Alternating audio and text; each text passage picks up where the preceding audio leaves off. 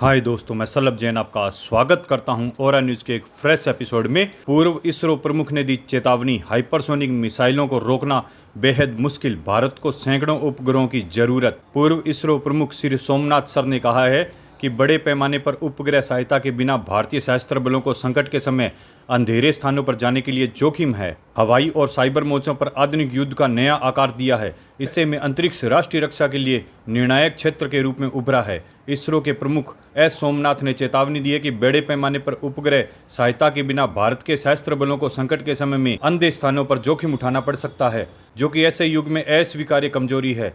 यहाँ युद्ध बादलों के ऊपर खेले जाते हैं। डॉक्टर एस सोमनाथ ने जोर देकर कहा है कि रक्षा के लिए अंतरिक्ष का महत्व अब बहुत अच्छी तरह से समझ आ चुका है। हाल के वर्षों में संघर्ष में यह बहुत अच्छी तरह प्रदर्शित हुआ है। उदाहरण के लिए यूक्रेन संघर्ष, इसमें बहुत अच्छी तरह से दिखाया गया है कि क्या भूमिका निभाई गई है, और हाल ही में भारत में भी यही हुआ है। उन्होंने अध्ययनों के हवाला देते हुए बताया कि अंतरिक्ष आधारित अनुप्रयोग में 50% से अधिक रक्षा के होंगे, और पूर्वानुमान लगाना कि राज्य द्वारा वित्त पोषित सैन्य कार्यक्रम जल्द ही अंतरिक्ष प्रणालियों को अर्थव्यवस्था पर हावी हो जाएंगे। सोमनाथ सर ने बताया कि अब सैनिक क्षेत्रीय विवादों के एकमात्र मध्यस्थ नहीं रह गए हैं।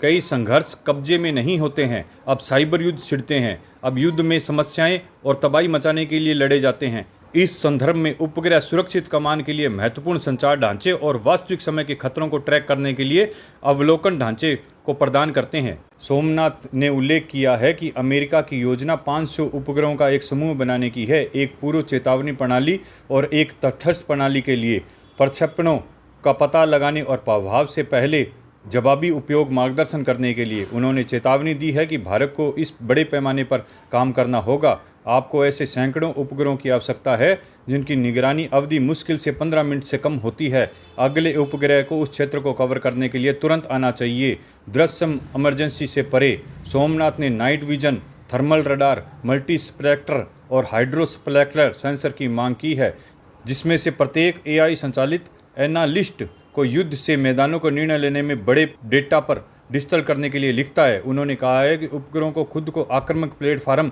और ठोस संपत्ति दोनों को विकास करना होगा, क्योंकि आपको अपने उपग्रहों की रक्षा करनी होगी और उपग्रह भी युद्ध में शामिल होंगे।